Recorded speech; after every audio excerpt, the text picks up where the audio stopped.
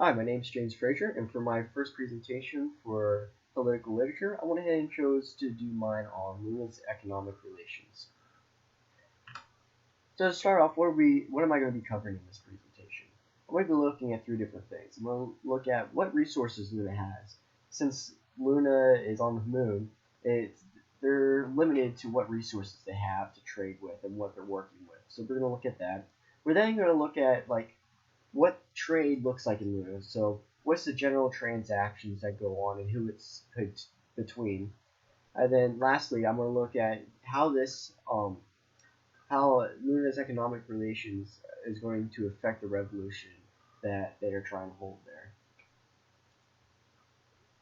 So to start off, what are the resources?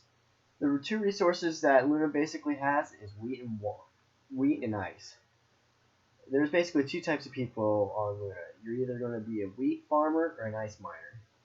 Other than that, there's not too much that Luna has to offer into a marketplace, and this really limits what they can do. And since both of these aren't really major um, income things, they're really relying on who they're going to be trading with, which we'll look at next, to help them out. And so, how does trade work, and who is it between? So basically, either you're going to be a wheat farmer, or a ice miner, and all that you collect is going to go and be traded with the authority. The authority is Luna's current government that's set up.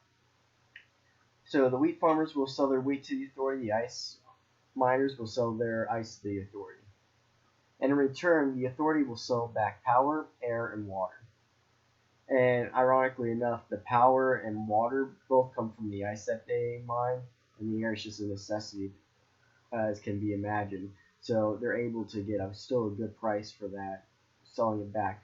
And since the Luna people rely on power, air, and water to the power to even mine back their ice or to grow their wheat, and then the air and water to water their crops and everything, they're relying on the authority for these things. And without the authority, it would really hurt what's going on. They really want to be able to survive.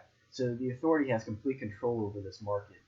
And so the Luna's economics, or the way the economics in Luna works, is basically they're relying on the authority for everything. And if the authority was to decide to just drop their trade, as what happens when the revolutions start going, there's really a hard time for them to make ends meet and be able to continue on.